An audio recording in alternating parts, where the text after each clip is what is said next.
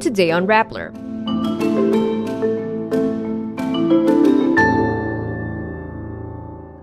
Chinese officials say it will release an audio recording of a Philippine official agreeing to a new deal on the West Philippine Sea.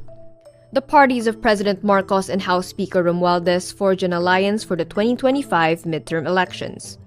The Supreme Court finally defines red tagging as a threat to an individual's constitutional rights. Hundreds brave the heat to claim what they call hidden wealth from the Bangko Sentral. And Bianca Bustamante earns her first podium finish at the 2024 F1 Academy race in Miami. The word war between the Philippines and China intensifies as Chinese officials tell Bloomberg News it may soon release a phone call with Western Command Commander Alberto Carlos about a supposed agreement to ease tensions in Ayungin Shoal.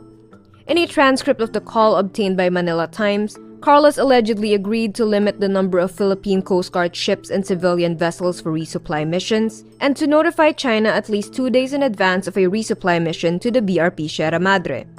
Carlos also allegedly said the agreement has the approval of Armed Forces of the Philippines Chief General Romeo Bronner, Defense Secretary Gibo Chodoro, National Security Advisor Eduardo Año, and another name which the transcript redacted. Carlos is currently on personal leave. Meantime, the AFP says it will not comment on unsubstantiated, unverified, and questionable sources. President Ferdinand Marcos Jr.'s Partido Federal ng Pilipinas and Speaker Martin Romualdez's Lakas-CMD political parties signed an agreement on Wednesday, May 8, formalizing an alliance for the 2025 midterm elections.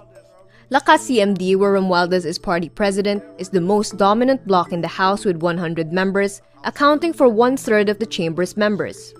Marcos earlier said the alliance is eyeing to recruit other power blocs in Congress. Marcos has yet to announce the senatorial candidates he would be backing. PFP and Lakas-CMD were part of the Uniteam Alliance in 2022, which catapulted Marcos and running mate Vice President Sara Duterte to the country's top post in a landslide victory. But Duterte has had a falling out with Romualdez and First Lady Liza Araneta Marcos, raising doubts on the viability of the Uniteam Alliance for next year's polls. The Supreme Court finally defines red tagging. In a 39-page decision penned by Associate Justice Rodil Zalameda, the High Court defines red tagging as an act that threatens a person's constitutional right to life, liberty, and security. It adds red tagging is the use of threats and intimidation to discourage subversive activities, and whether such threats ripen into actual abduction or killing of supposed Reds is largely uncertain. For years, progressive individuals and activities have been fighting red tagging, where people in power link individuals to communist groups. Red-tagged individuals end up arrested, sued, abducted, or worse, killed. This was the first time that a Philippine court has explicitly defined red tagging. When authorities were called out for red tagging, they denied red tagging's existence because there was no legal framework that defined it. This now provides a legal basis for individuals who will challenge the act. Hundreds of Filipinos gather in front of the Bangko Sentral ng Pilipinas in Manila on Wednesday morning, May 8, to claim the supposed hidden wealth intended for the public. Under the heat, people, mostly elderly, clutching umbrellas, marched from the Quirino Grandstand to the BSP building along Mabini Street. They reportedly come from different provinces across the country. Among them was Gilbert Langres, who alleges the central bank is hiding 19.5 trillion pesos. He holds a document, supposedly a 2005 certification from the Treasury Department, but he is evasive when asked about the document's origins. Addressing the massive gathering outside its office, the BSP clarifies it does not directly distribute money to the people. Hidden wealth from the so-called Taliano gold is one myth that surrounded the Marcos family. It is supposedly hidden in the BSP.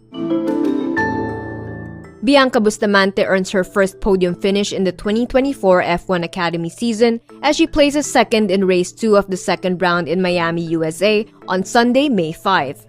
Representing McLaren in Art Grand Prix, she crosses the finish line just less than 4 seconds behind top placer Abby Pulling. Her second place finish comes just before McLaren ace Lando Norris won his first Formula 1 win. After the race, Bianca says, quote, "This one is all for you. I want to thank everyone that has been supporting Laban Pilipinas."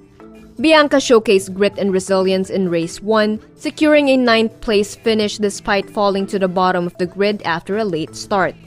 Garnering 21 points in Miami, Bianca sits at 5th in the Drivers' Championship with 39 points, behind Pulling, Doreen Pin, Maya Weg, and Chloe Chambers. And that's today's wrap. I'm Kara Oliver. Thank you for watching. Click the link below for the full story. Follow us on Rappler's YouTube, Facebook, X, Instagram, and TikTok.